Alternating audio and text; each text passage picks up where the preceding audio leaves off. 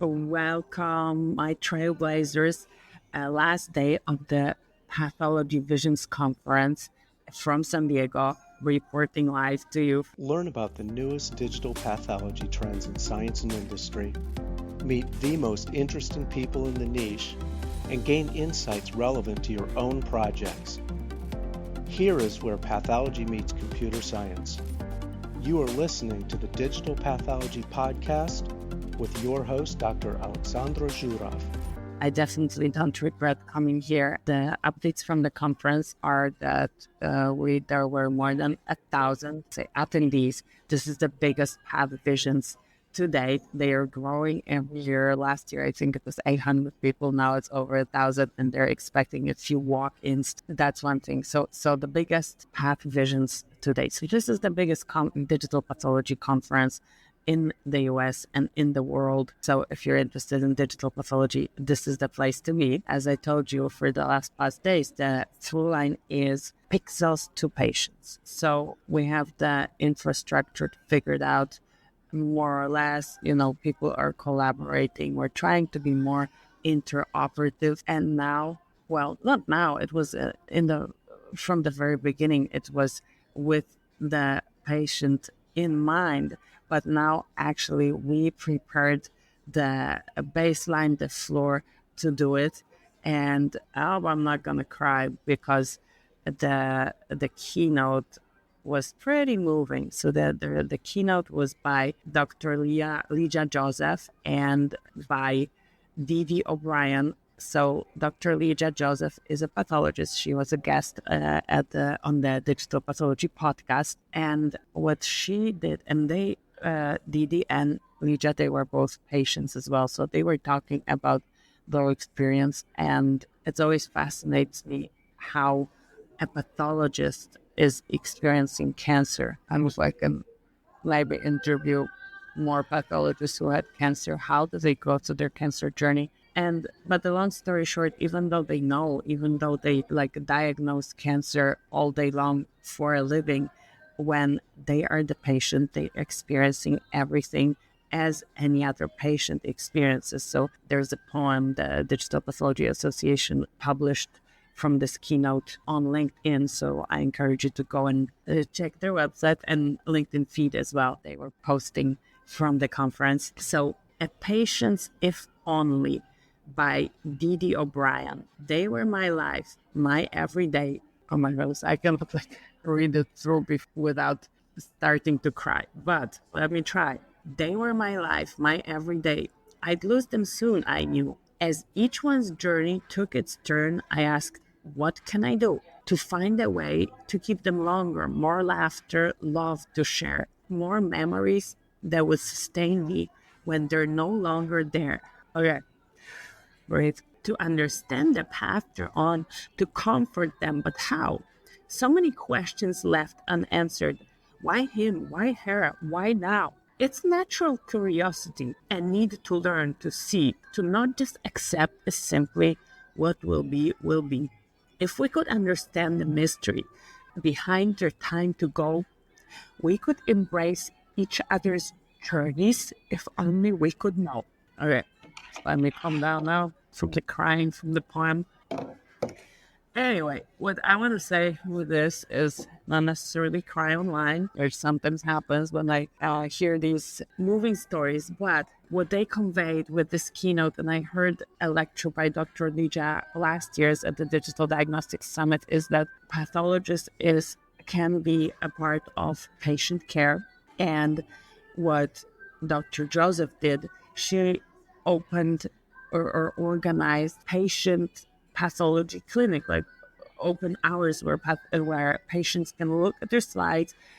She or one of her pathologists is going to sit with the patient and tell them what's on the slide, why what they see on the slide is guiding the treatment in this way or another way, why maybe they had to have more procedures than just one procedure by showing them the margins in some of the sections were not clean, but basically like showing them tangibly what these cells look like. And she shared other stories as well, like that people figure out different way of coping with the situation with trying to heal themselves. And one of them, pretty powerful, and it has been already proven in clinical trials, that visualization and the power of placebo, so to say, power of mental work on your condition can help you heal, can help you enhance the drug efficacy.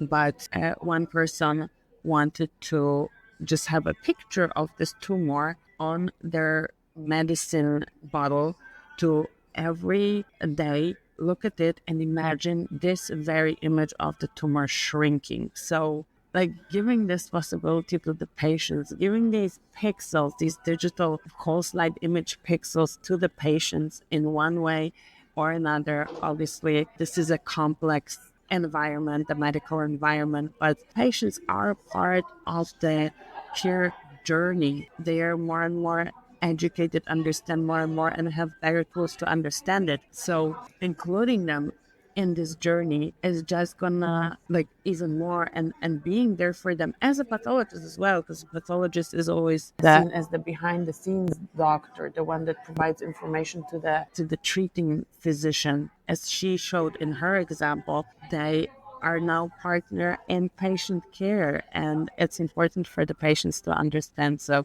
obviously this is digital pathology conference, so I think she does it on a multi-headed scope and shows it to the patient. No, I think it's on the screen that she projects it from the microscope to the screen, and then she shows on the screen.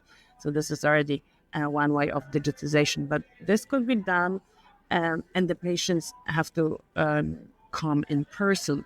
But digital pathology could totally be leveraged for that, for remote consultations like that, for remote education of patients like that. So the power of digital pathology in connecting the patients with the pathologists, with whatever led to the particular treatment that they are now undergoing. This is next level. So, and she's next level. Both of the speakers were next level. So if you are not at the conference, and when DPA, Digital Pathology Association, releases their recordings, and if they're available for purchase, definitely purchase. If you're even remotely thinking about digital pathology, just go through what people are talking about here, because this is the cutting edge. This is what's happening now.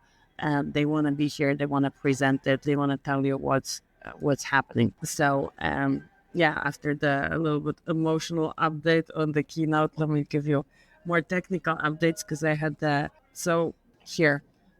honor to be a host for a podcast with Dr. Joseph. So I know her, and she was sitting behind me yesterday in one of the lectures, and then she taps me on the shoulder and says hi. And so many digital pathology trailblazers did that. So thank you so much. I know that this can be intimidating when somebody's walking with the camera trying to record. I know people don't feel comfortable in front of the camera, so I know people removing themselves from the field of view when I'm creating content. But then when the camera is off, a lot of people just tap me on the shoulder and say, "Hey, I listen to your podcast. Hey, I watch your videos. I used to look at what you create on LinkedIn." So this basically keeps me going. So a big thank you to all the digital pathology trailblazers who are here, who are tuning in virtually. And it just makes my work worthwhile. Every time I experience something like that, I want to keep going. So then now the more technical stuff. And, these are just fragments. What I'm going to do for you, because obviously I didn't attend all the lectures, I attended the ones I could, but I am definitely going through all the recordings once they're available, and they're going to be in a comprehensive write-up about this. I know that Signify Research is going to have a write-up on this, so go to their website. Pathology News, their medical writer, is here capturing every important information from this conference. So all the digital pathology media outlets are working hard for you to get the most up-to-date information, even if you're not attending in person. So then I go to this lecture. That was the lecture I told you about yesterday, about how veteran administration and the joint pathology centers are embracing digital pathology, embracing AI. And then on one side, I have Kenneth Philbrick from from Google Research, and then on the other side, I have David Clooney. So no, first I had Kenneth. I spoiled the story, but whatever. So Kenneth is on my right, and I'm asking him, "Hey, Kenneth, what are you presenting this year?" Because last year Google presented their an environment for developers for developing an AI model. So this year I'm like, "Kenneth, are you presenting?" Of course I'm presenting. What time? Oh, today at whatever time, like at 2 o'clock. I don't know. Just don't. I don't remember. But I remembered that I would have to be at the airport. So I'm like, oh shoot, I will miss your presentation. So he opens the laptop and shows me the presentation, which he did last year as well. So you guys are fantastic. Everybody who is here and showing me their presentations and private, if I can't attend the talk. This is amazing, and thank you so much. So he shows this presentation and tells me about, oh, there is this new version of DICOM. It's called JPEG AXL, and he shows me how this new format can compress and decompress, lossless decompression. Like the DICOM discussions are very technical, so excuse my superficiality on this particular topic, but it was just so funny. So he talks about how this fantastic, this format is so great, and how he likes it, and how he is glad that it compresses. You can compress up to 30% of the image, and like these images are huge. Like one of them can, like a full resection can be as much data as a 2-hour HD movie. So this is serious, right? So if you figure out a format that can compress it and recompress it, fantastic. And then David Clooney comes, passes and sits on my other side. And I'm like, oh yeah, David, you guys have this new JPEG XL. And he's like, let's see what kind of a disaster it's gonna be. And I'm like, what? You are like the medical image format expert. You like live and breathe DICOM. And they basically, obviously, as with every technology, there are different sides of the same coin. And Kenneth was pretty enthusiastic, and they both said that, oh yeah, I'm like more glass half full, and he's more glass half empty on this one. And obviously, reality and the implementation integration is gonna show, but it was some cool to just like have these two experts on this particular topic, like not arguing, but like having this disagreement with each other, and that was so nice. Then I had a chance to sit with David a little bit longer after the when they were closing the exhibit hall. I missed dinner. And the people who were cleaning the dishes, I just asked one of them, hey, do you have any food left? Because I was so hungry. And he was so fantastic. He said, what do you want? What do you eat? And I'm like, I eat anything. I'm just like very hungry because I missed the meal times. And he goes to the kitchen and brings me out a full tray of one of these snacks that they were giving during the exhibit hall opening. I thought that was so sweet. That was just so nice. So I had that for dinner. Maybe on my end I should plan better and make healthier choices. But on the other hand, I thought this was really heartwarming as well. So I have this like plate of these rolls or whatever that was, and David was there. So we talked a little bit, and he was explaining to me about what the consequences of JPEG XL might be. And it comes down, or at least the thing I understood the best was that it comes down to color and color representation. And oh my goodness, the color question in digital pathology, like it's like almost a philosophical discussion. So I recently had a guest, Tom Kimpe from Barco, and they have medical grade displays. And one of the displays that they have, I don't know, they probably have more, but one of the ones that they were showing at their booth was specific for digital pathology. And we had like a really long podcast, 1.5 hours, on the importance of color, and he was explaining the color spaces, and like, oh my goodness, diving deep into color for medical imaging is like next level of expertise. And obviously both Tom, my podcast guest, and David have this expertise, so he was trying to explain the color to me and why JPEG may cause trouble. And basically what he told me that the color information in the normal DICOM is kind of like assigned to all tiles when you do the format and then compress, recompress, whatever. This color, and it's usually the ICC profile, International Color Consortium profiles. And if you are a color expert and you hear me saying something that is incorrect, just put it in the comment and tell me, okay, at this timestamp you said something and actually it's something else. Like, don't hesitate to correct anything that needs to be corrected. Just, we do it respectfully and then everybody benefits. So yeah, the normal DICOM has like this color information applied to the whole all the tiles. So if you like compress tiles and recompress, they get the same color information. Let's assume it's the International Color Consortium profile, and each tiles get that. When you do the JPEG XL, you would need to have this color profile with every tile,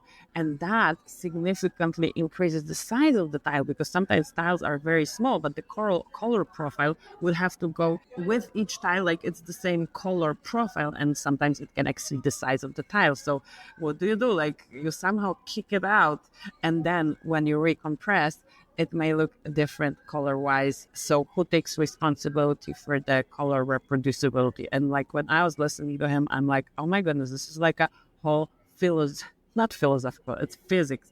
But to me, it sounds like philosophy a little bit on the color. So for pathologists, the information in the color is crucial. But I also remember an instance where I had two monitors with different IHC slides, and I was working. I don't know what I was doing, why I even had two slides on two monitors. Usually I just use one. But there was an audit as well, and an auditor came to me and asked these questions, like, why, like, you have two monitors, they look, these colors look differently. And my response was, well, yes, they do, but also the slide is a self-referencing entity. So when I am looking at the slide, I know what is the level of my background, and it doesn't really, for my evaluation, for my scoring, like, it's like it has to be good enough. So the monitor, the screen has to be high quality, and I have to see the necessary color gamut that I can perceive. But if it looks slightly different on a different monitor, I still have my information to compare to, like if something is hypereosinophilic, basophilic, darker, lighter, all this stuff is within this slide. I compare it to other things in this slide. And that kind of tracks with, okay, you may have the medical monitor, everything, ICC profiles. Your light in the room is different than in another room. It looks differently. That's why I'm like, so many variables for this color thing that what I need to do, I need to invite two color experts. Maybe I should invite Kenneth and David so that they can have a debate. Let me know what you think about this debate concept. If I see them today, I'm going to ask them. I'm going to reach out to them online and see if they would be open for a debate. So that was on the technical update. Let me see if I have any notes. Obviously, cytology. Cytology is another thing that is now being better supported by the digital pathology vendors. So Hologic has a scanner for cytology now, and it's FDA cleared system. It's called Genius Digital Diagnostics System, and you can diagnose now from tiles. So what does that mean, diagnose from tiles? If you're doing cytology, pathology, but like in anatomic pathology, you scan the whole slide and you like do as if it was a map, right? In cytology, you can do the same, but it's going to take you so much time because you go higher magnification. These are single cells, and if you have to search for them in the whole slide, it's less of a pattern recognition exercise and more of cell feature recognition. So you have to go on the cellular level. So what happens is There's also AI. So one company that does this is AI XMed. They have a solution for urine cytology and working on some other solutions. But basically what they do, they run an algorithm that recognizes cells or recognizes specific characteristics of cells. It can label it or just recognize them and gives you a bunch of tiles. So you don't have to go to the whole slide. And I have it in a video that I recorded yesterday with Hologic, how it looks. You can go to the slide and zoom in and zoom out and look for it yourself, but you don't have to. And it's so much easier. So this is something that's being done in hematology. At least I know it from veterinary hematology, when you scan and get the like a bunch of tiles with cells, and you can recognize the cells immediately. Basically, if you have like one or how many, depending on the scoring, confirmatory tiles, you don't have to go to the full slide. So it speeds it up significantly. So cytopathologists, everybody who needs digitization for cytology, be happy, because there are solutions and other solutions. Obviously, Aprilia has a scanner that does that, and they did a collaboration with Core Plus in Puerto Rico on pap smear screening with an AI algorithm that does 100% QC of the slides, which now industry standard is 10% QC. Now they do 100% and are finding additional cases for evaluation. Then there was also a person I talked to that is implementing this kind of algorithms in Latin America and India.